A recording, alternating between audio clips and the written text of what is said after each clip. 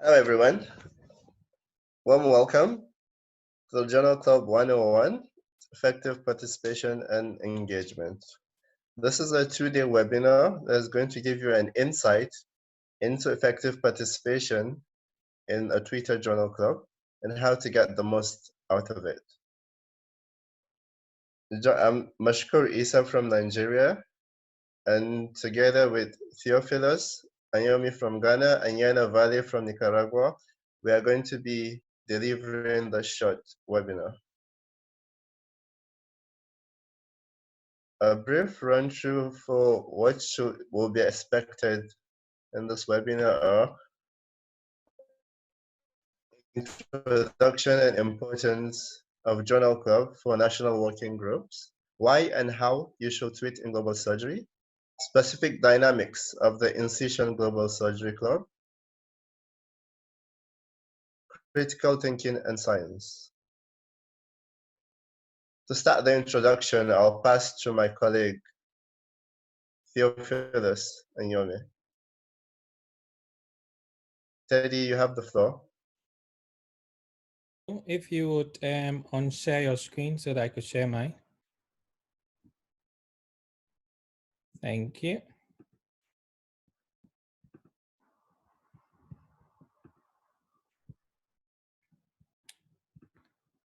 All right, can you see my screen? Yes, we can. All right. So I'm Theophilus Teddy Kojami, as Mark Shu said. I would start this webinar. Now, the aims of the webinar is, first of all, to get ourselves familiarized with the use of trends in global surgery, to learn about the dynamics of tweet search, especially in global surgery and in a journal club session, and then also to encourage effective communication on Twitter and to boost our confidence, and how to critically appraise an academic journal. Now, the journal is going to be structured in a two-way, a theoretical way and a practical way, which we already know. For the theoretical aspect, we'll talk about how to tweet and why we tweet in global surgery. We'll look at the InciSioN Journal Club, that's the Global Surgery Journal Club, and how it runs. And Jenna will take us through critical thinking and science, and then we'll have the practical simulation tomorrow. So why is it important to join our journal club? It is important because you get to be more involved with global surgery. You get to interact with some of the great names in global surgery. For instance, in our previous journal clubs, we've had personalities like John G. Mira, who have been involved in our discussions, who are very great and amazing. We share experiences and learn from one another, and we get to know more about global surgery and research methodology, how to critically look at journal articles. And then it has been the beginnings of a lot of collaborations and friendship. So why and how should you tweet in global surgery? Now, we tweet in global surgery because Twitter is now very popular. About a majority of the world's population use social media now, and 1 out of 5 people are registered on Twitter. Now, we can collectively advocate and push for a global agenda, even if we are not in the same room physically. On Twitter, we can do that.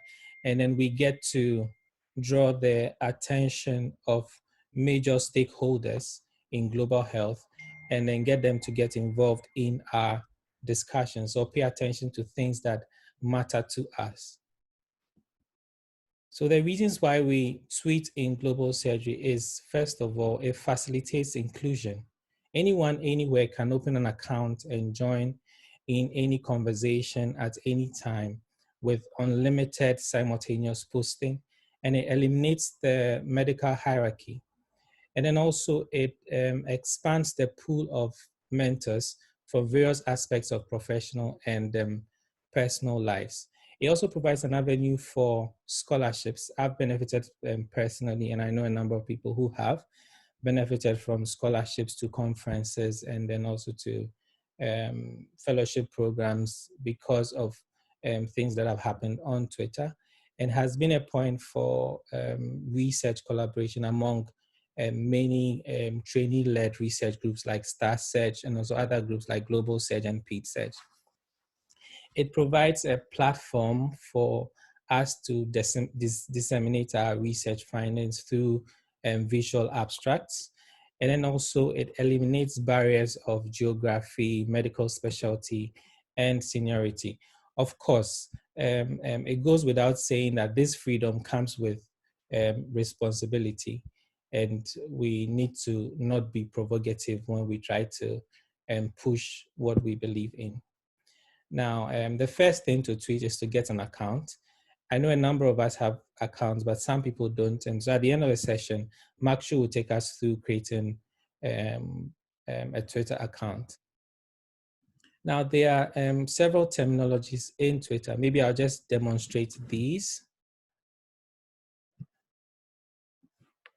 So for instance,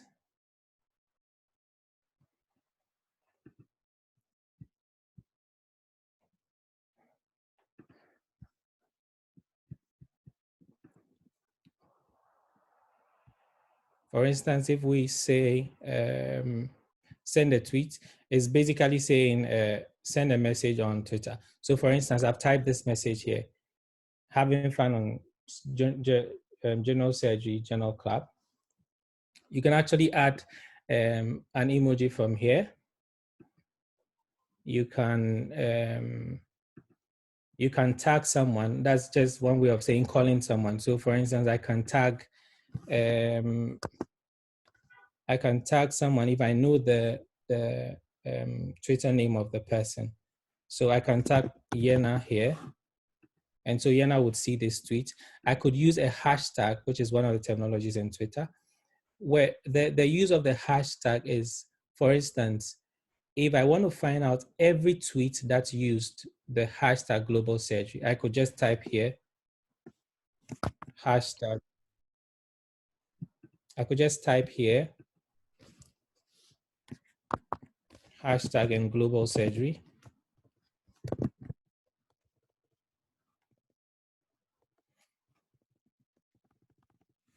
And every tweet that has global surgery in it would appear, and I'll get to read, and I will see more of that when we go to the TweetDeck. And then also over here in Twitter, you can actually create a poll. So for instance, having fun in global search, Gemini, I'd say yes for the first choice.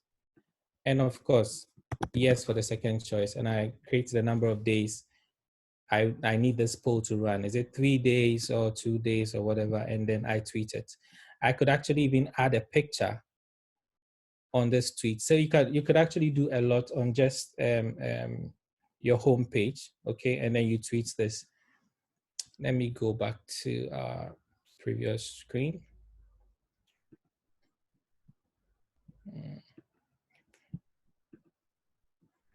So basically, I mean, these are things you could do on Twitter. The next thing I want to look at is how to tweet for maximum impact. You need to know your audience, and you need to know the timing of when you tweet. Sometimes you tweet at a time when everyone is at work and no one sees what you've tweeted, because the Twitter feed keeps changing. It has a very short duration, a few seconds, and your tweet disappears, and so no one sees it. So sometimes it's even advisable to retweet what you have already tweeted. And it's also good to use pictorials or visuals, because studies have shown that pictures, and analytics of Twitter has shown that pictures usually will draw more viewers. And then also we need to learn to use hashtag appropriately, because you could use hashtags which will be very annoying when you hashtag every single thing you want to say. And then it's important to tag people who are relevant, provoke but use wisdom, and then follow individuals who would be helpful to what you intend to pursue. So if you are interested in global search, you should be following people like Key Park, John G. Mira, G4 Alliance, Global Search, etc. And InciSioN, of course. The other things I would briefly talk about is Twitter analytics. Just need to share this screen. Okay, so I'm back at my homepage. If you need to go to Twitter analytics, you just in your home page, you come to more, and then it's right there, Twitter Analytics. Now, this has a lot of users. I mean, it gives you a summary of your Twitter activities over the past 28 days. So this is my Twitter activities for May. Now, these green and red things you see here is just comparing my activities this month and then the previous month. So for this one, it means that this month I've had 600% more mentions this month than I did last month. And I have had 19.8% less Twitter impressions compared to what I did have last month. So if you scroll down, you would see what you have in April, what you had in March, etc. Now, the importance of this is that it gives you a summary or a highlight of your tweet activities for the month. So it tells you your topmost tweet. What was a tweet that had the most impressions?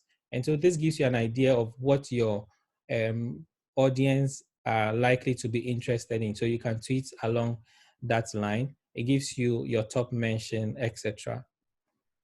The other thing I want to briefly look at is TweetDeck. So to get to TweetDeck, hello? Hi, we can hear you. Okay. We're with you.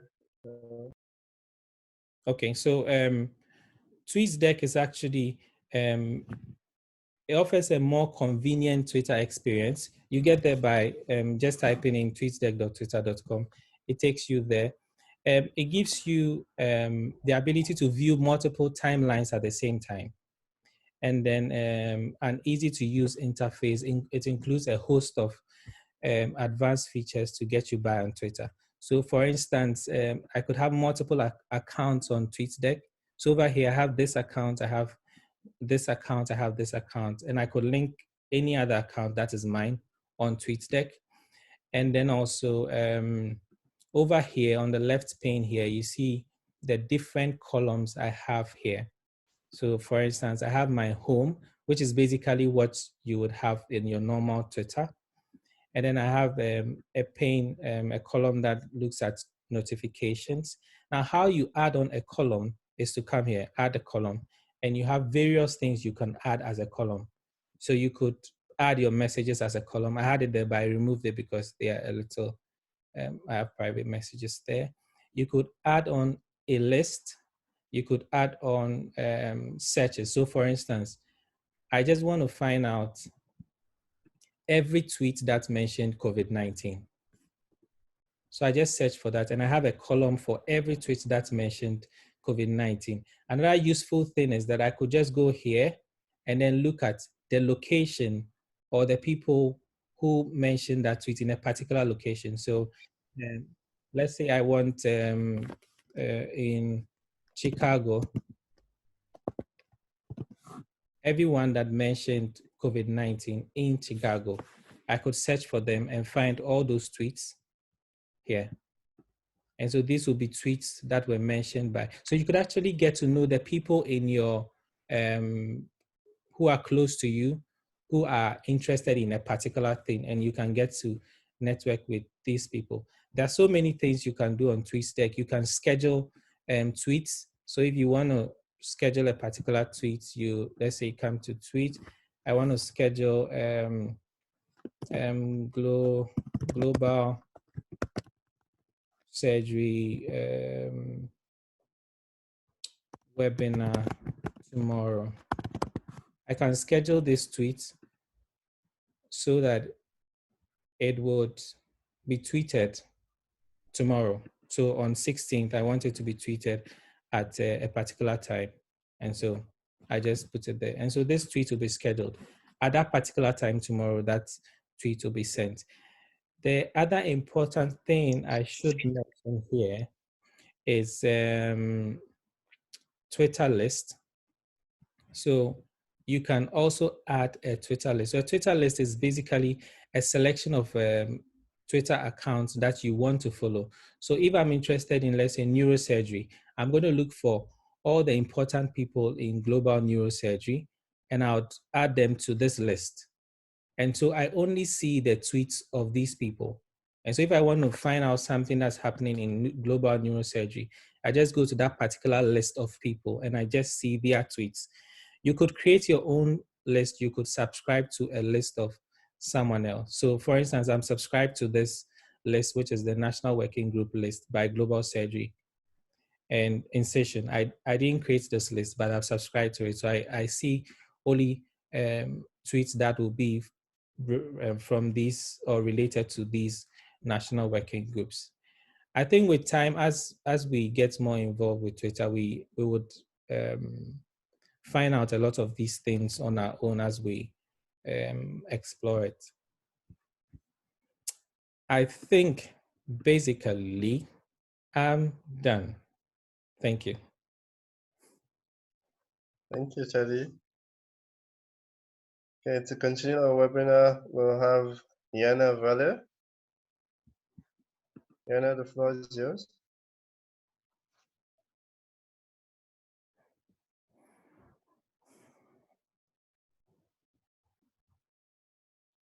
Hi everyone. And thank you for this invitation to speak at this webinar. I feel really honored. So before I begin, let's introduce myself. My name is Jenna. I am MSc candidate in tropical medicine by the Federal University of Pernambuco. I was part of an InciSioN research international team for 2 years, working alongside Mashkur and Ted and other colleges in Conduct Dijon. So actually I feel more than honored to be here, still collaborating with InciSioN, and to know that I'm still part of this family even during this break. So I will leave during my entire intervention the QR code of my LinkedIn and Twitter account, as well as my email address in the lower right corner of my slide. And if you are a shy person, that it's a possibility, you can write your question in the chat box, and we are going to pick some question at the end to answer between Mashkur, Teddy, and me. So here we go. In this part of this webinar, we will address two topics. The first one, we will talk about what is and how our journal works. We're going to see some historical aspect of the development of this didactic activity. Then we will review the important concepts that will help us to participate in the journal with a critical perspective. First of all, we're going to talk about some historical aspects. The first mention of a journal club is found in the memoirs of British surgeon Sir James Piaget between 1854.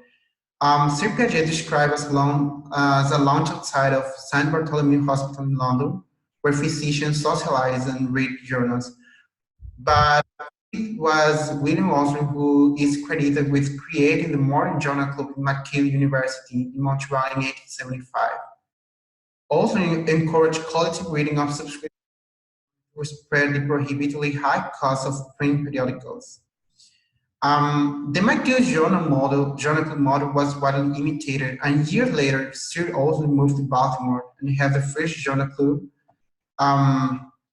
in October 29th in 1889 at the Johns Hopkins Hospital. By the first few decades of the 20th century, most departments in Hopkins were hosting their own monthly journal club. And more than a century later, in 1966, the Professor Mattingly of the University of Exeter wrote one of the first articles which specifically discussed medical journal club. Then we make a jump from the face-to-face model to the use of new technologies. The first journal club that used Twitter as a primary means of interaction was in 2011, when Dr. Anthony Sylvie and Pete Douglas started the Twitter Journal Club. As a part of the, in order to be part of the conversation in this journal club, the tweet needed to include the hashtag TweetJC. Actually, it was very difficult to highlight more than 200 years of almost 200 years of tradition, but the most important thing is that despite the time, the historical aim of the journal club remained in force. Actually, there is no consensus on the definition of journal club. There are various ways to conceptualize it, but by definition, this term is directly linked with two other concepts that has evolved alongside this. The first one is evidence-based medicine, and the second one is evidence-based practice. Evidence-based medicine is defined as conscientious and explicit and judicious use of current-based evidence in making decisions about the care of individual patients. And maybe the first definition in journal could possibly refer to the use of knowledge in clinical practice. But with the shift toward evidence-based medicine to evidence-based practice, some of other healthcare disciplines end up adopting this model. And obviously the definition of journal club must inevitably be more inclusive. So one of the recent definition of journal club is that it's a group of individuals who meet regularly to discuss publications that are relevant to their professional interest. That being said, we can say that our journal club becomes a means to facilitate the applicability of evidence in our advocacy practice. We started this project of the journal club 2 years ago through the account on Twitter at Global Surgery AC and using the hashtag GlobalSurgeryAC. After more than 2 years, we have reached 1,683 followers, and we have discussed around 20 articles with 116 mesh terms included. Among the most frequent mesh terms that we discuss, we have human, surgery, global health, developing, and so on.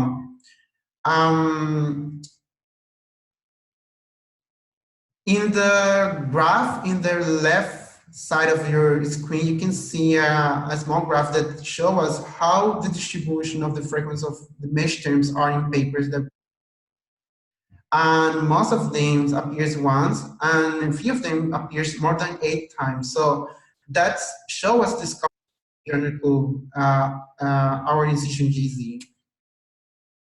And how does it work? Well, generally the paper to be discussed are promoted prior to the session, and they are usually an open access paper. This discussion takes place twice a month, usually on Saturday from 8 a.m. GMT until midday. And after a brief introduction by user intending to participate, we proceed to ask the question marked with the letter Q and the question number. The answer of the participant must be made in a thread of each question, and sometimes the use of the letter A for mark the answer can help maintain the order of the dialogue. And of course, don't forget to make use of the hashtag, which mainly is the GlobalSurgeryAC and Global Surgery, hashtag Global Surgery, and sometimes we use another hashtags that are related with the papers that we are discussing. It is important to us that you share with your peers the experience of being part of our GC in the future. But then you will ask, why should I be part of it? Well, if you want to enhance your skills or learn new ones, you will have the possibility to develop basic evidence practice or to develop critical appraisal skill. If you would like a little of inspiration, being part will provide you other points of view of your ideas or arguments. And if your interests are in the professional field, it's a great opportunity to make networking and maintaining a continuous medical education or even keeping abreast of current medical literature. Certainly, in order to take the most advantage from the article that we often discuss in the JC, we will make use of a fundamental skills in science, that is critical thinking. So at this second part, we will address some tools that can help us exercise and develop critical thinking. In general, the construct of critical thinking has been widely embraced as a core cognitive skill that should be nurtured and emphasized throughout educational curricula. And there are a multitude of definitions that have been suggested to describe critical thinking, but in general consensus is the critical thinking's involved metacognition or thinking about thinking to maintain awareness and to reflect and manage our own thoughts. Here we should pay attention to the word arguments, because our first strategy to study will be the analysis of the arguments. At the beginning, the practice of argumentation goes back to ancient Greece, and it was Aristotle who noticed the distinction between deductive and inductive argumentation. Argumentation, it is a very broad issue to be able to cover entirely in this webinar. So for teaching purpose, we will address the analysis of arguments, deconstructing it in 5 important pieces.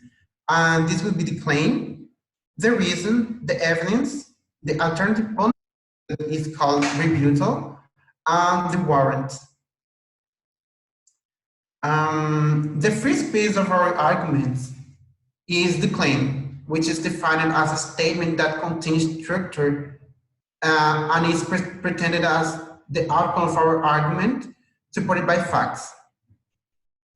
In an argument, there might be numerous claims, but our interest lies in the central claim that is part of the argumentation structure.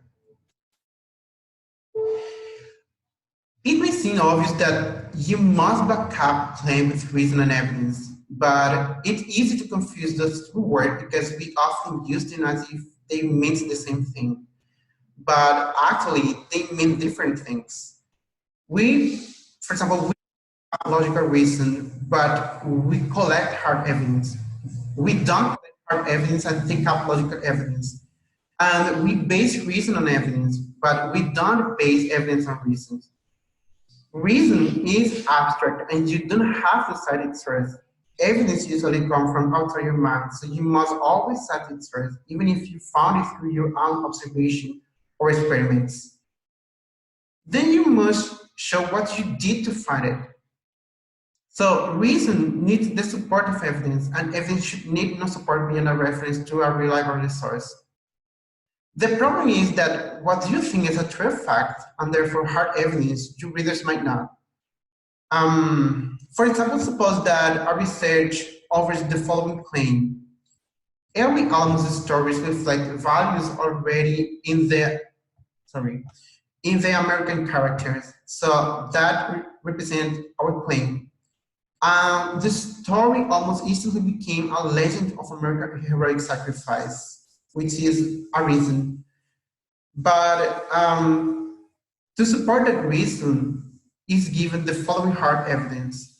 Soon after the battles, many newspapers used this story to celebrate our heroic national character. If you accept that statement as a fact, they may accept it as an evidence, but skeptical readers, there's the kinds you should expect. I'd like to ask, how soon is some? How many is many? Which papers? In news stories or editorials, what exactly did it say? How many papers did not mention it? Then we have the warrant and the objection or rebuttal. The last one refers to a premise that authorizes the refusal of the generality of the warrant. It shows the exception to the rule that is stated in the argument, or the condition in which the argument does not have legitimation and therefore the claim does not hold true. During the argument formulation and or its analysis, it's important to take into account questions that point the problem inside the argument, usually the evidence, and questions that raise problems from outside the arguments. While the warrant is a premise consisting of reasons, guarantees, or rules used to assert that data are legitimately utilized to support a claim.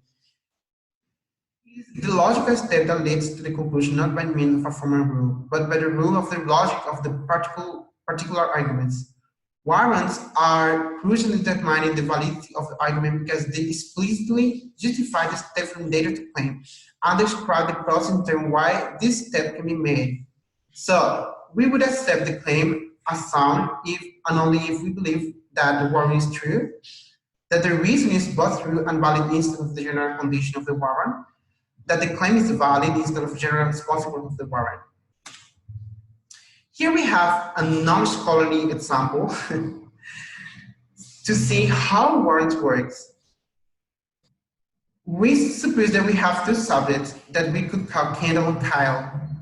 And Kyle says, hey, it's 5 degrees below zero, which is the reason. So you should wear a hat, which represents the claim. To most of us, the reasons seem obviously to support the claim and so need no explanation of its relevance. But suppose the candle asks this odd question. So what if it's 5 below? Why does that mean I should wear a hat? That question shall not the truth of the reason, but its relevance to the claim. You might think it's odd that anyone would ask that question. So Kyle will need an idea to bridge claim and reason, and so she could answer with a general principle. Well, she said, when it's cold, people should dress warmly. So that last sentence represents a warrant, because it states a general principle based on our experience in the world. When a certain general condition exists, we are justified in saying that a certain general consequence regularly forms. We think that the general warrant justifies our specific claim that our friend should wear a hat on the basis of our specific reason that it's 5 below, because we are reasoning according to the principle of logic. If our general condition and consequence are true, then the specific intent of it must also be true. But now suppose that 6 months later, Kylie and Kendall have another interesting chat. And Kylie says, it's about 80 tonight, so we're a long sleeve shirt that might buffer you. It's about 80 degrees now, so we're a long sleeve shirt to buffer you. How could the reason it's about 80 be relevant to the claim of wearing a long sleeve shirt? And if we apply the general principle that when it's warm night, people should dress formally as a warrant, we know that that isn't true. And if you think the warrant isn't true, you'll deny that the reason supports the claim because it's irrelevant to it. But now suppose that Kyle asks, around here, when it's a warm night, you should protect your arm from insect bites. Now the argument would make sense, but only if you believe that the warrant is true, that the reason is true, that the reason is a valid instance of a general condition, and that the claim is a valid instance of general consequence, and if there is non-state limitation or exception apply, for example, a cold snap didn't kill all insect night before, the person can't use insect wiper in the state, and so on. If you believe that all that, then you should accept the argument that when it's 8 at night, it's a good idea to wear a long sleeve shirt, at least at that time and place. We all know countless such principles, and we learn more every day. If we didn't, we couldn't make our way through our daily life. In fact, we express our folk wisdom in form of words, proverbs. Here we have a more scholarly example.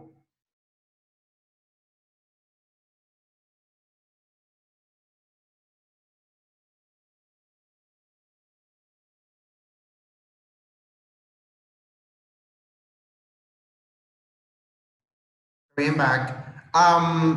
So here we have another two scholarly example. And finally, it's important to know that there are two kinds of arguments. One infers a claim from a reason and warrant. And the claim in that kind of argument is believed to be certain true. And in other words, it's a deductive. The other based a claim on reason based on evidence. The claim that kind of argument is considered to be probably true, or also called inductive arguments. As paradoxical as it may seem, researchers put more faith in this second kind of argument, the kind based on evidence, than in the first one. We have here, as I said, some arguments. The first one is based on evidence and say like this: needle exchange programs contribute to increased drug usage. When their participants realize that they can avoid the risk of disease from infected needles, they feel encouraged to use more drugs. A study of those participating in one such program reported that 34% of the participants increased their use of drugs from 1.7 to 2.1 times a week because they said they felt protected from needle-transmitted disease. If we consider the evidence to be both sound and sufficient, then the claim seems reasonable. So by no means certain, someone might find new, better evidence and contradict the evidence offered in this first argument. Now we have a look at the next argument that make the same claim based on the same reason, but the claim is supported not by the evidence but by logic. Needle exchange program contribute to increased drug usage. When participants realize that they can afford the risk of disease from infected needles, they feel encouraged to use more drugs. Whenever the consequence of risk behavior are reduced, people engage in it more often.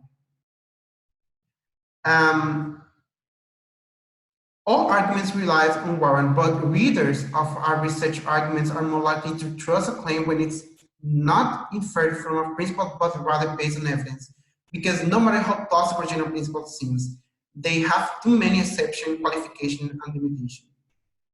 And those who make claims based on what they think are unassailable principles too often miss those complications because they are convinced that their principle must be right regardless of evidence to the contrary. And if their principles are right, so are their inference too. Such arguments are more ideological than factual. So support your claims with much strong evidence you can, even when you think you have the power of logic at your side. Add a warrant to nail down an inference, but base the inference on evidence as well. While we have so far been aware of the basic of the analysis of argument, this doesn't represent a panacea, and we have to take into account another tool that we help us to stimulate our critical thinking. Important mentions deserve the critical appraisal. Some of us would like to ensure the best possible health we can. So to achieve this, we need reliable information about what might harm or help us when we make healthcare decisions.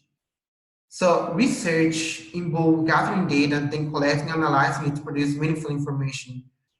However, not all research is of good quality, and many studies are based and their results are true. So this can lead us to draw false conclusions.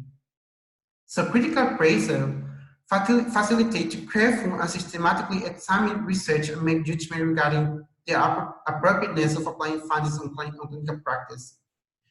Perhaps because of the term critical, students often begin with an assumption that the appraisal process is to pick fault with the publication. But the ability to present a balanced scrutiny in terms of both strength and limitation of a study increases as knowledge and understanding of research process develop. However, significant barriers exist, such as learning the language of research and being comfortable with the many debates that exist within the research literature. Understandably, students seek confirmation that they are doing it right, but struggle when there is not a definitive answer and that all critical appraisal is itself open to critique. The initial evaluation of an article published in literature should be based on certain core questions. So this may include querying what could be the key learning point in the article, but its clinical relevance, if the study has robust methodology, and if the results are reproducible, and could there be any bias or conflict of interest. In general, Krajinovic, Miller, and Melnick, they resume the core element of critical appraisal in quality or validity, considering which are the strengths and limitations of a method and the rigor. The quantity essentially includes the strength of the finding on what the study found. The consistency refers to the comparability of the study, and finding melanin taking consideration the applicability. On the other hand, based on the fundamentals of critical appraisal, the structured critical appraisal emerged, which involve using pre-designed tools that facilitate a more rigorous and systematic approach. Actually, there are about 121 critical appraisal tools. So appraisal tools are most commonly either design-led or generic. Design-led appraisal tools are those that ask questions pertinently to individual type of student. The strength of this tool is that they ask direct questions about the intrinsic of the particular approach. For example, we have the CASP, that is the Critical Appraisal Scheme Program, which provide appraisal tools, including those for the randomized control trial, case control, cohort studies, systematic reviews. Even you can find tools for economical assessment. So, because of this tool can ask an extensive number of questions to cover all types of study design, study put off, and some questions do not always the paper they wish to critique. Some of the questions can overlap students, and they perceive that like a repetition and become frustrating. Here we have a review article that summarizes all that important questions that we can make during an structural critical appraisal. So I will put available that paper to you if you want, by email, or if you ask me. There are so many tools to perform critical appraisal that choosing which one to use, and when used, become one of the biggest challenges when making use of an structured questionnaire. The principle of rapid appraisal emphasizes the common element that there are shared between all appraisal tools. Whether the appraisal tool asks 5 to 50 individual questions, their elements include using the rigor of the method employed by the researchers. Students and practitioners alike must be able to draw out the core principle of appraisal even when not inside of our structured appraisal tools. This ability requires students to develop confidence in the critical thinking skill. Even the use of tools might seem exhausting. It may seem difficult to know what and how much answer, and limiting ourselves to a tool also may restrict us to specific question and not to appraise beyond. And in contrast, the opportunity offered by this tool are also important aspects of taking account and especially prioritizing important issues. So critical thinking is a skill that is built over time and with a lot of practice. We can implement all these strategies presented today, but the most important is listen to other points of view, because there is no critical thinking without a pure discussion.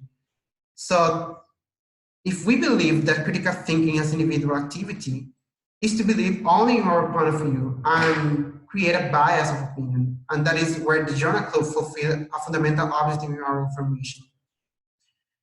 So as a closing remark, I just want to thank again to all of you, the InciSioN Executive Board, Mashkur, Ted, and all involved. And I want to remember that you could address any question to my LinkedIn, Twitter, or email. Remember to follow our Journal Club official account, and remember to activate the notification to stay in touch with upcoming sessions. So we put available to an account for training, which is JC for training. Remember to send the request to follow the discussion tomorrow during the simulation. So we have any question? Thank you, Jenna. Can you unshare your screen? Sorry? Okay. Can you unshare your screen? Yeah, I will. Just a minute.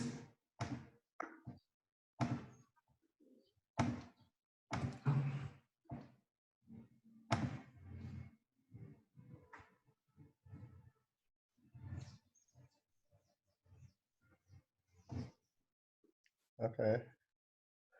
I hope you've all had a very interesting time with the information from my colleagues.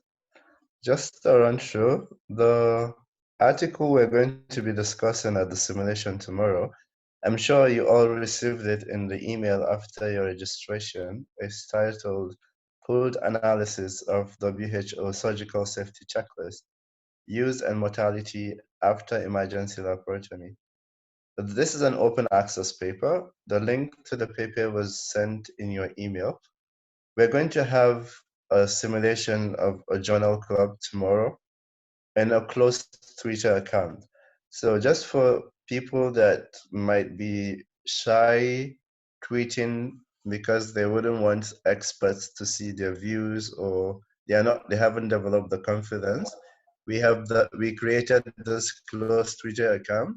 So once you are on the account, anything you tweet on the account is not visible to people that are outside the account. That is why also in the email, it was mentioned that you should send a follow request to the Twitter handle at JC for training. Once you have been accepted, all the tweets you do on that handle will not be visible to audience outside the handle. This is the link to the open access paper, and you should leave a follow request at this Twitter handle. I'm sure a lot of people here have Twitter accounts. But however, from the forms we filled, there were some people that didn't have a Twitter account. I'll just show you come, and then you come to sign up for Twitter. And you type the name of the account you want, for example, Global Surgery JC. And you can either type your phone number or you use an email address. So let's say I use an email address.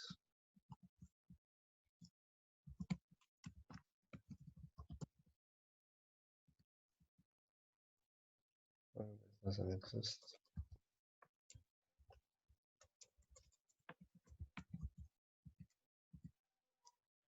Okay. 1 minute.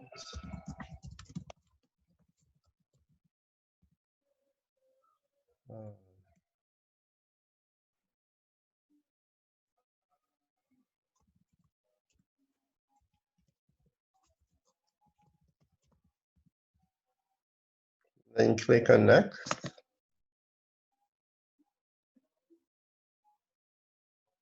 And you just click sign up. It will send a verification code to your email address. So you take that email, you take the code and input it here, and that's all. Your account will be set up. Once it opens, it should look like this. This should be your home page. And if you want to leave a follow request, you just come to search Twitter and you type JC for training. And as you can see here, this indicates that it's a closed Twitter account. You click on it and just click on follow. It will say pending, and then once we approve your request, you'll be able to tweet on the closed Twitter account. So that's for that. If anyone has any problem creating a Twitter account, you can always send me an email here at mashkura.isa@gmail.com. I hope you had a very informative session with this webinar. We're going to have a simulation tomorrow, as I mentioned. But before the simulation, I'll give you a brief summary of the paper and lay out the rules for the simulation. This will happen at 2 GMT, exactly the same time we started today. Thank you very much. We are open for any questions you may have now.